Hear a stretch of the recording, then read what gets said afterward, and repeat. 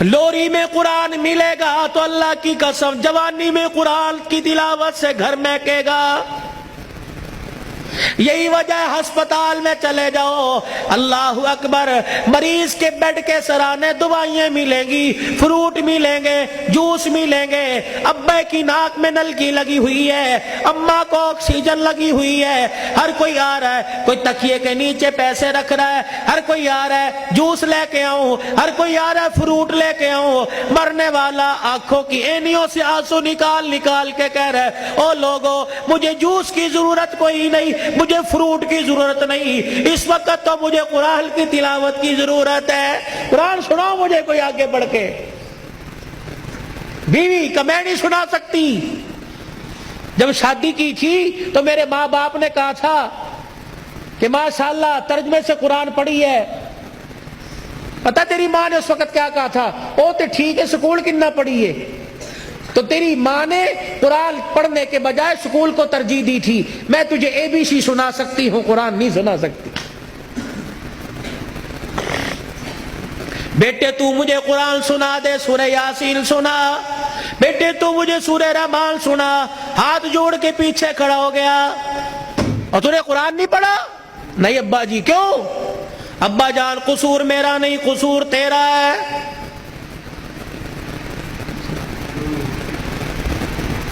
تم نے کہا تھا 2 گھنٹے بولنا ہے، تو گھنٹے میں ٹپ ٹپ ہونا شروع ہو گیا بھائی۔ پانی تو چھوڑو، درود شریف پڑھو، درود شریف پڑھ کے ساؤنڈ کو ہدیہ کرو۔ انسان کی روزی اللہ برکت دے بھائی اس کے اندر۔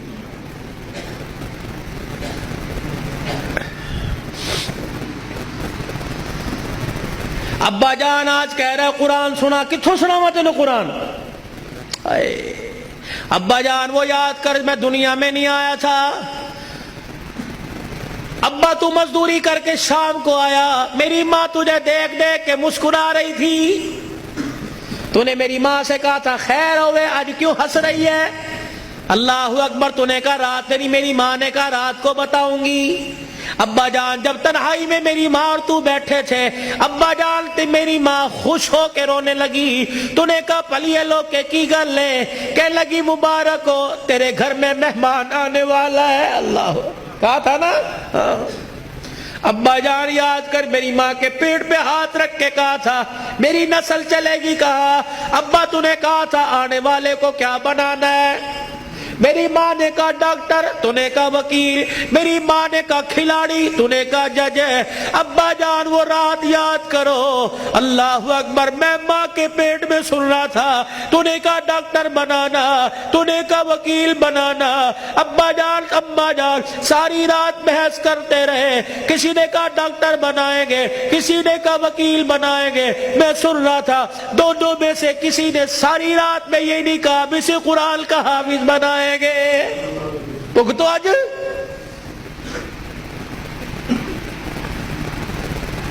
بتاؤ ڈاکٹری کام آئی، وکالت کام آئی، کیا کام آ رہا ہے؟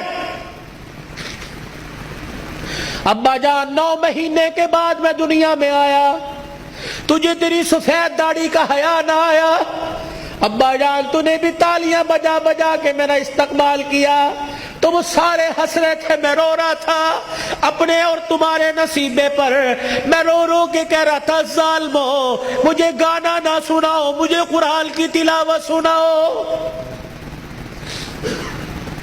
تائے چاچے مامے پھپھی سے لے کر بہن بھائی اماں ابا سے لے کر سب نے مجھے گانا سنایا۔ جب تم گانا گا گا کے تھک گئے، تم نے کرائے پہ گانے والے بلا کے گھر میں نچوائے۔ ابا جان میں گانا سنتے سنتے میں چیخے مار مار کے رویا۔ تم نے مجھے نیند کے شربت پلائے، تم نے مجھے نیند کے انجیکشن لگوائے۔ ابا جان میں سوتے سوتے تڑپ جاتا، تم کہتے پرچھاواں پڑ گیا، بچہ اچھل رہا ہے، مولوی مبشر نظر صاحب دب کر دو۔ اللہ کی قسم میرے پہ پرچھاوا نہیں پڑا بلکہ میرے پہ گانے کی نحوست پڑ گئی تھی۔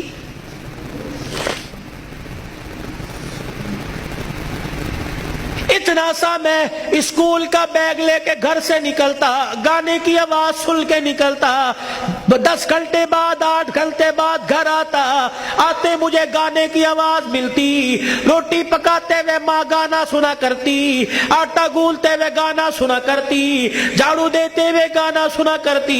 اماں جان تم نے خالی کنویں کے اندر اتنا گانا بھر دیا کہ میری غذا قرآن نہیں گانا بن گئی۔ ابا ہاتھ جوڑ کے میں عرض کرتا ہوں کہ 25 سال کی عمر میں اور تمہارے 55 سال کی عمر میں تمہیں قرآن نہیں سنا سکتا بلکہ گانا ہی سنا سکتا ہوں۔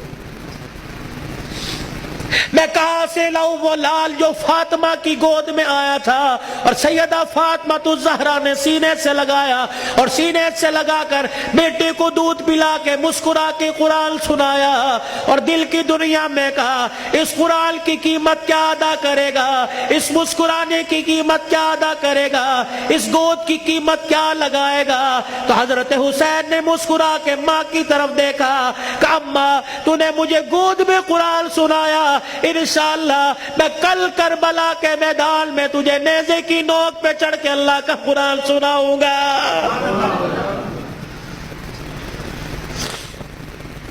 مولا بشر نظر صاحب، بھائی عمر صاحب، بھائی ابو ذر صاحب، جہاں جاتا ہوں ہاتھ جوڑ کے کہتا ہوں خدا کے واسطے اپنے بچوں کو تھوڑا سا قرآن پڑھا دو، خود بھی سورہ فاتحہ یاد کر لو، اپنے بچوں کو بھی سورہ فاتحہ یاد کرا دو اور گھر والوں کو وصیت کر دو جب میرا انتقال ہو جائے میرے پوترے دوتروں میں سے، میرے چھوٹے چھوٹے معصوم پوتے دوتوں میں سے، میرے چھوٹے بچوں میں سے جب میرا انتقال ہو جائے کسی کی انگلی پکڑ کر قبرستان لے آنا اور مجھے قبر میں اتارنے کے بعد میری قبر پہ پانی چھڑکنے سے پہلے، پھول ڈالنے سے پہلے، اونچی اونچی اذان دینے سے پہلے، سورہ بقرہ کا پہلا آخری رکوع پڑھنے سے پہلے میرے بچے کو کھڑے کر کے سورہ فاتحہ پڑھوا دینا اور میرے بچے سے کہنا بیٹے ہاتھ اٹھا کے باپ کی قبر کے پاس کھڑا ہو کے کہہ دے الحمدللہ رب العالمین الرحمن الرحیم۔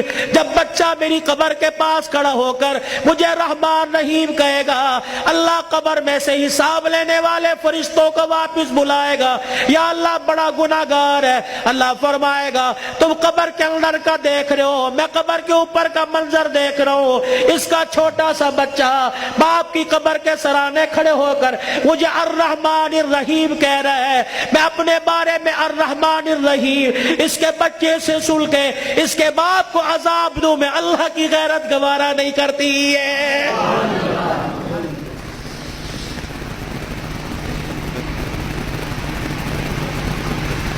کتنا بڑا بنات کا مدرسہ یہاں بن رہا ہے، خدا کا احسان مانو، کس کے دل میں اللہ نے ڈالا، تمہارا رشتہ دار نہیں،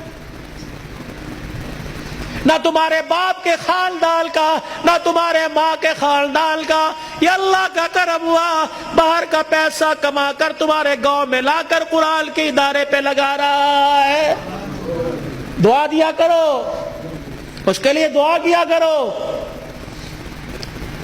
اور اپنے لیے بھی دعا کرو، یا اللہ انگلینڈ کا پیسہ قبول کر لیا، میرا پیسہ کیوں میرے منہ پہ مار دیا، میرا پیسہ ڈاکٹروں پہ لگے گا، میرا پیسہ ہسپتالوں پہ لگے گا، میرا پیسہ جھوٹے مقدموں میں لگے گا، میرا پیسہ وکیلوں میں لگے گا، یا اللہ کب قبول کرے گا، میرا پیسہ مسجد پہ لگے گا، قرآن کے ادارے پہ لگے گا، میری کمائی قرآن کے ادارے پہ لگے گی، میری دنیا بھی بن جائے گی، میری آخرت بھی بن جائے گی۔